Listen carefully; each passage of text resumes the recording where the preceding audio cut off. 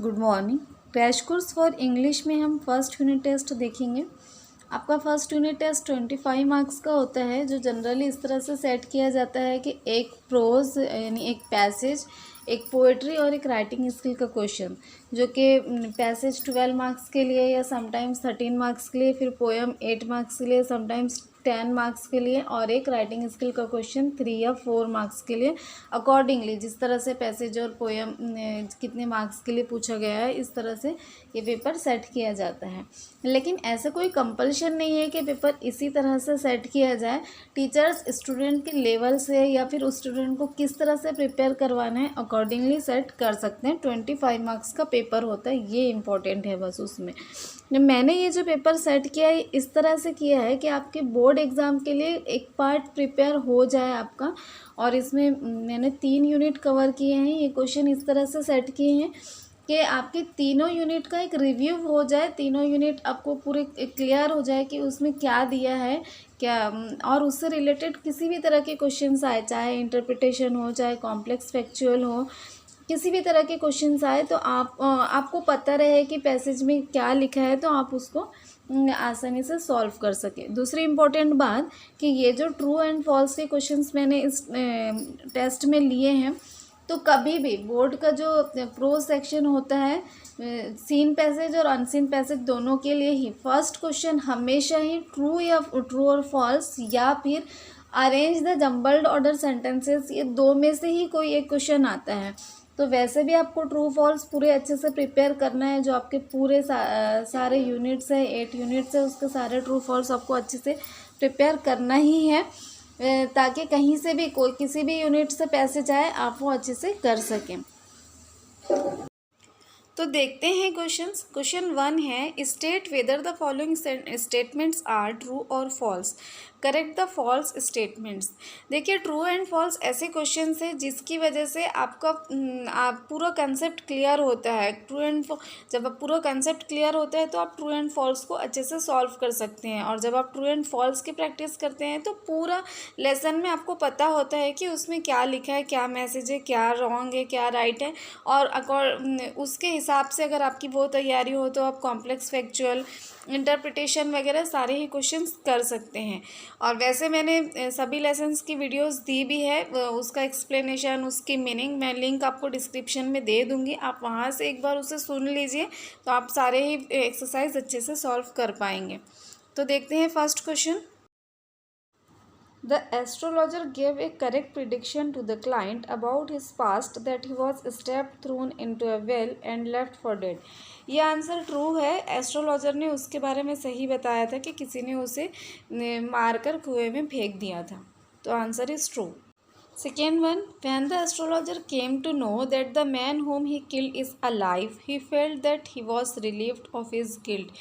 ये भी ट्रू है। जब एस्ट्रोलॉजर को पता चलता है कि इतने साल से जो वो समझ रहा था कि उसने एक इंसान का मर्डर किया है वो जिंदा है, जब उसे ये पता चला तो एक बहुत बड़े गिल्ट से वो आज़ाद हुआ, उसे बहुत रिलैक्स फील हुआ। Third one is, the astrologer tried to back out of the deal and talked about the client's past. ये आंसर फॉल्स है। एस्ट्रोलॉजर ने डील वापस नहीं ली थी, बल्कि बार्गेनिंग हुई थी उनके बीच में, और एक एग्रीमेंट होने के बाद में उसने उसके पास्ट के बारे में बताया था। The correct statement is, the astrologer struck a bargain and talked about the client's past.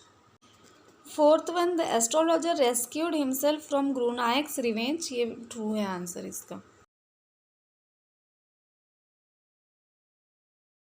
Fifth question is, the moral of the story is that we must be responsible about what we have done and should not run away from our mistakes.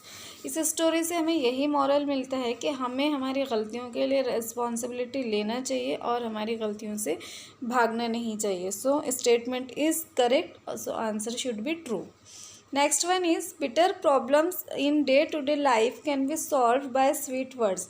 Story से यही moral मिलता है और यही fact भी है कि अगर हम हमारी ज़बान मीठी रखें तो ज़िंदगी के बड़े बड़े मसले हल हो सकते हैं। So here also answer is true. Next question is, great wars could have been avoided by little courtesy. ये question on saying please unit से है।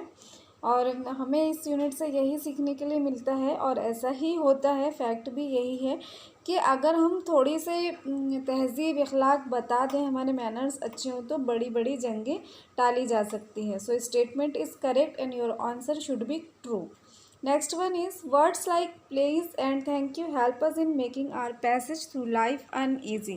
ये स्टेटमेंट फॉल्स है क्योंकि ऐसा होता है कि अगर हम प्लीज़ और थैंक यू का इस्तेमाल करें तो हमारी लाइफ ईजी होती है। So correct statement is words like please and thank you help us in making our passage through life easy. Next questions are from the Cope and the Anthem. So ninth one is Sophie broke the glass of the shop window।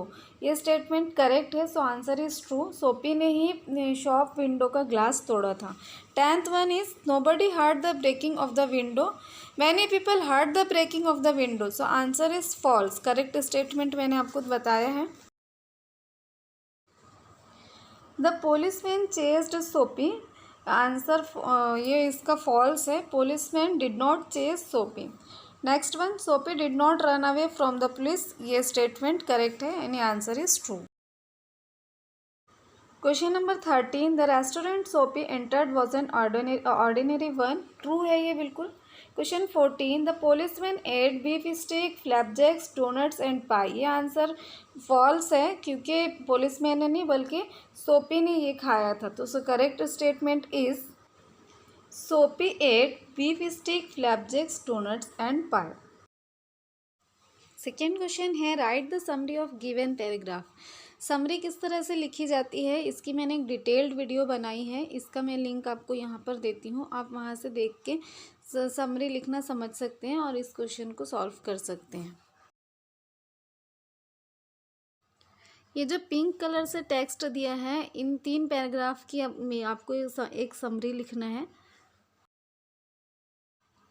Last question है हमारा write a poetic appreciation of the given poems with the help of following points, title, theme, style, poetic device, message, your opinion.